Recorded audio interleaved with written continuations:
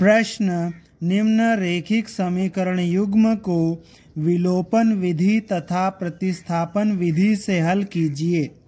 इस प्रश्न में हमें ये जो रेखिक समीकरण युग्म दिया है इसे विलोपन विधि और प्रतिस्थापन विधि से हल करना है। सबसे पहले हम इस प्रश्न को विलोपन विधि से हल करेंगे और उसके बाद में प्रतिस्थापन विधि से हल करेंगे।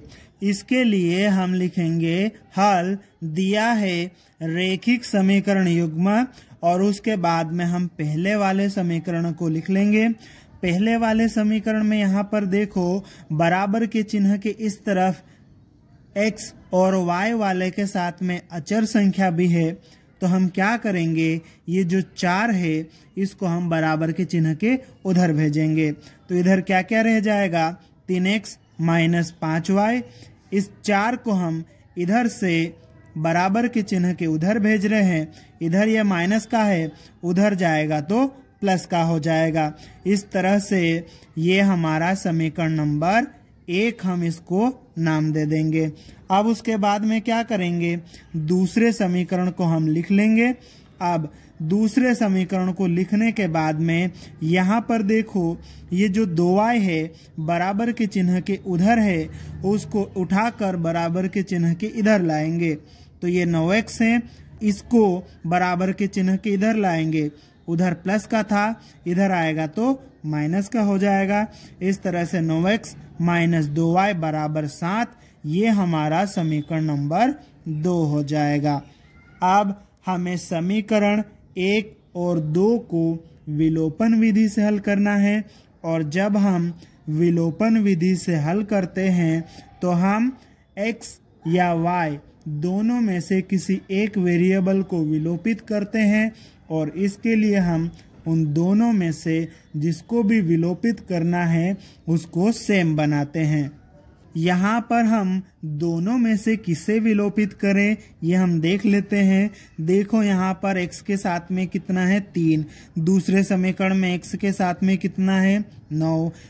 पहले समीकरण में देखो y के साथ में कितना है, 5, और दूसरे समीकरण में y के साथ में कितना है, 2। तो देखो इन दोनों समीकरणों में से y के साथ में जो संख्या लिखी है ना वो x के साथ में लिखी हुई संख्या से थोड़ी छोटी है, तो हम क्या करेंगे, यहाँ पर y को विलोपित करेंगे, और y को विलोपित करना है तो हमें y को सेम बनाना पड़ेगा।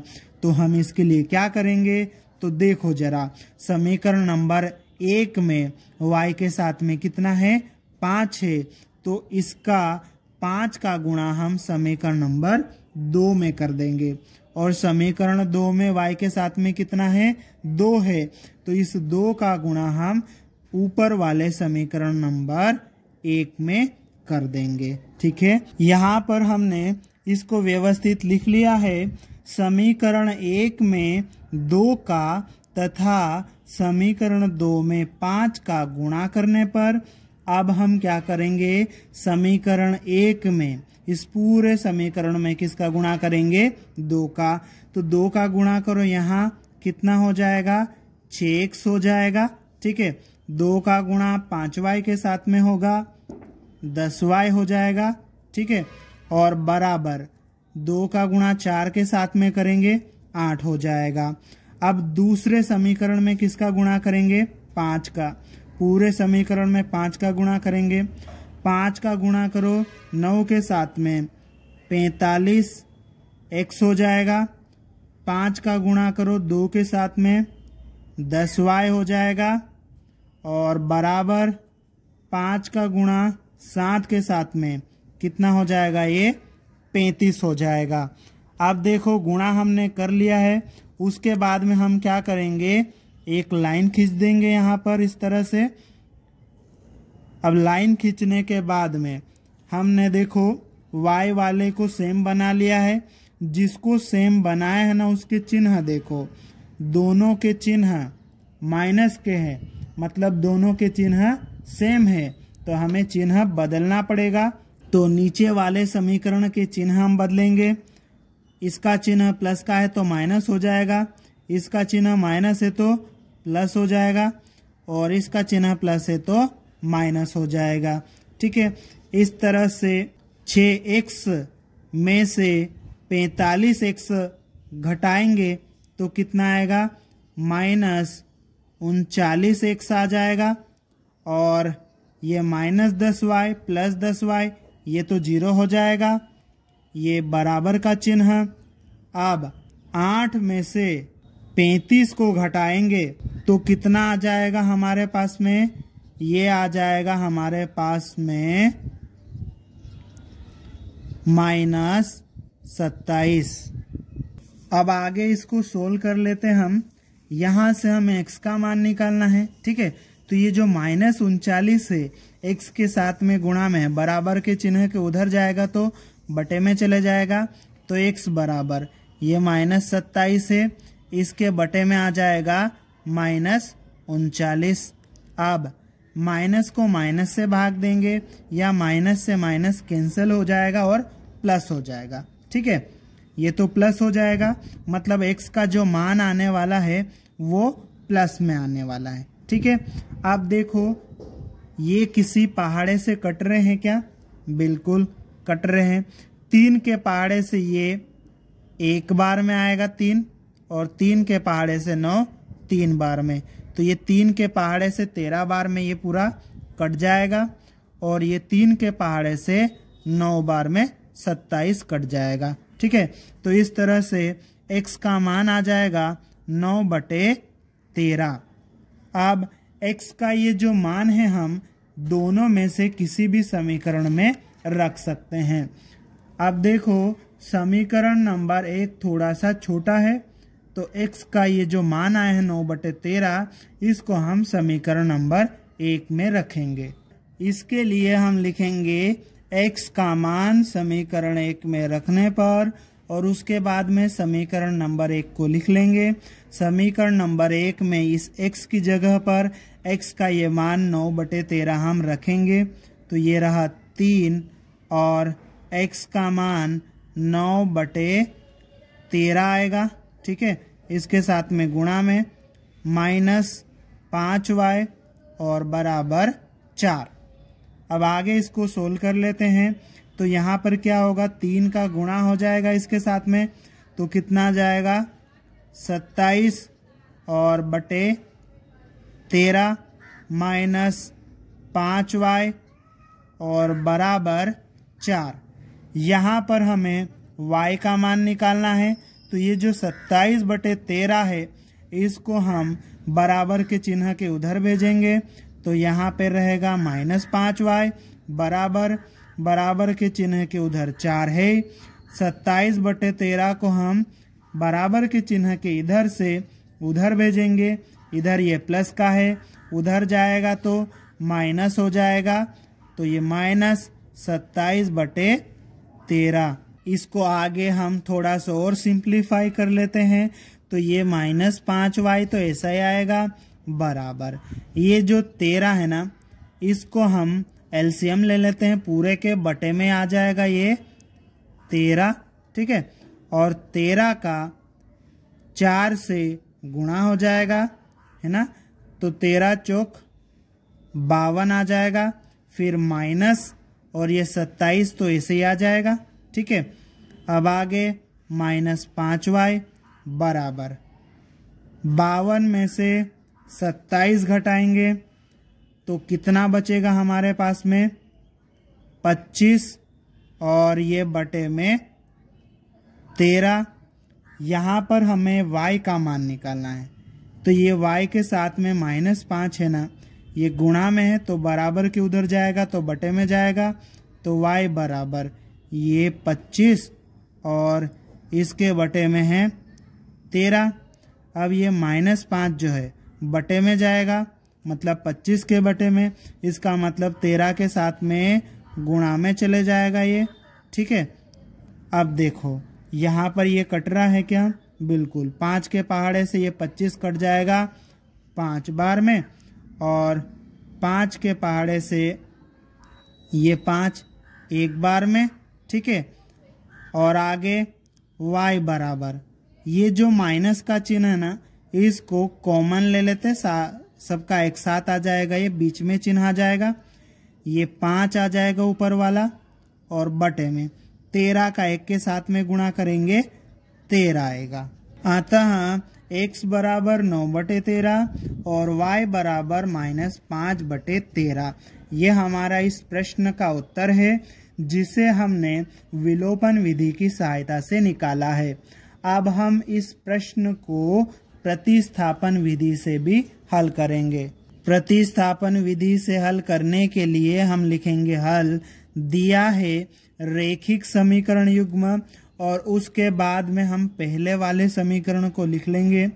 पहले वाले समीकरण में ये जो अचर पद है वो बराबर के उधर होना चाहिए, तो उसको हम बराबर के उधर भेजेंगे। ठीक है, बराबर के इधर ये माइनस का था, उधर जाएगा तो प्लस का हो जाएगा, और इसको हम समीकरण नंबर 1 नाम देंगे। अब उसके बाद में जो दूसरा समीकरण हमें दिया है उसको लिख लेंगे। दूसरा समीकरण क्या है? 9x बराबर 2y प्लस 7। अब दूसरे समीकरण में ये जो y वाला पद है ये बराबर के चिन्ह के इधर होना चाहिए, तो हम इसको इधर लाएंगे, तो ये 9x इसको इधर उठा के लाएंगे तो ये माइनस का हो जाएगा और बराबर 7, और इस समीकरण को नाम देंगे हम समीकरण नंबर 2। अब इन दोनों समीकरणों को हम प्रतिस्थापन विधि से हल करेंगे, और जब हम प्रतिस्थापन विधि से हल करते हैं तो दोनों में से किसी एक समीकरण को लेते हैं और उससे x या y का टेम्परेरी मान निकालते हैं। तो जो समीकरण हमें छोटा लगेगा उसको हम लेंगे और उससे x या y का टेम्परेरी मान निकालेंगे। तो देखो यहाँ पर हमें समीकरण नंबर 1 छोटा लग रहा है, तो हम समीकरण 1 को लेंगे और उससे किसका मान निकालना आसान रहेगा? x का मान निकालना आसान रहेगा, तो उससे x का मान निकालेंगे। इसके लिए हम लिखेंगे अब समीकरण 1 से, और उसके बाद में समीकरण 1 को लिख लेंगे। यहाँ से हमें x का मान निकालना है, तो x वाले इस पद को इधर ही रहने देंगे और y वाले पद को बराबर के चिन्ह के उधर भेजेंगे। ये इधर माइनस का था, उधर जाएगा तो प्लस का हो जाएगा। ठीक है, यहाँ से हमें x का मान निकालना है, तो x के साथ में जो 3 है इसको भी हटाएंगे। ये गुणा में है तो बराबर के उधर जाएगा, तो ये 4 + 5y इस पूरे के बटे में 3 आ जाएगा। इस तरह से x का टेम्परेरी मान हमें मिल गया। इसको हम समीकरण नंबर 3 नाम देंगे। अब हमने ये जो x का टेम्परेरी मान निकाला है इसको हम उस समीकरण में रखेंगे जिसका प्रयोग हमने अभी तक नहीं किया है। समीकरण 1 का प्रयोग हमने कर लिया है, तो इस मान को हम समीकरण 2 में रखेंगे। इसके लिए हम लिखेंगे समीकरण 3 से x का मान समीकरण 2 में रखने पर, और उसके बाद में समीकरण 2 को हम लिख लेंगे। अब समीकरण 2 में इस x की जगह पर x का ये पूरा मान 4 + 5y बटे 3 ये रख देंगे, फिर -2y और बराबर 7। अब आगे इसको थोड़ा सा और सोल्व कर लेते हैं। तो देखो ये कट जाएगा, 3 के पहाड़े से ये 1 बार में कट जाएगा और 3 के पहाड़े से ये 3 बार में कट जाएगा। ठीक है, तो ये 3 तो आ जाएगा ऊपर वाला, इस पूरे में 1 से भाग लगाएंगे तो यही आ जाएगा 4 + 5y और ये -2y और बराबर 7। अब क्या होगा? 3 का अंदर गुणा हो जाएगा, 3 का गुणा 4 के साथ में करेंगे 12 प्लस 3 का गुणा 5 के साथ में करेंगे 15y -2y और ये बराबर का चिन्ह इधर 7। अब देखो हमें y का मान निकालना है, तो y वाले इधर ही रहेंगे और ये जो 12 है इसको बराबर के चिन्ह के उधर भेजेंगे, तो ये इधर प्लस का था उधर जाएगा तो -12 हो जाएगा। ठीक है, अब देखो 15y में से 2y घटाएंगे, कितना आएगा? 13y बराबर 7 में से 12 घटाएंगे तो -5 आ जाएगा। ठीक है, हमें y का मान निकालना है, तो y के साथ में ये जो 13 है ये गुणा में है और बराबर के उधर जाएगा तो -5 के बटे में आ जाएगा। इस तरह से हमें y का मान -5/13 मिल गया। अब इस मान को हम किस में रखेंगे? समीकरण नंबर 3 में रखेंगे। इसके लिए हम लिखेंगे y का मान समीकरण नंबर 3 में रखने पर, और उसके बाद में समीकरण 3 को हम लिख लेंगे। अब समीकरण 3 में y की जगह पर y का मान हम रखेंगे। तो देखो ये x बराबर 4 + 5, y का मान कितना है? -5/13 और पूरे के बटे में कितना है यहाँ पर? 3। ठीक है, अब आगे x बराबर यहाँ पर क्या होगा? 5 का गुणा इस 5 के साथ में हो जाएगा। ठीक है, और ये 4 तो है ही, 5 का गुणा 5 के साथ में होगा 25 और बटे 13, बीच में ये माइनस का चिन्ह है और बटे में आ जाएगा 3।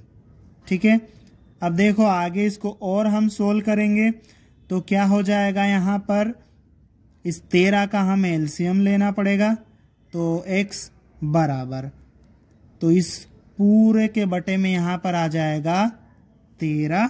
ठीक है, पूरे के बटे में 13 लिख देंगे हम। 13 का गुणा 4 के साथ में हो जाएगा तो ये 52 हो जाएगा, माइनस ये ऊपर वाला 25 तो ऐसा ही आ जाएगा, और इस पूरे के बटे में कितना चल रहा है? 3।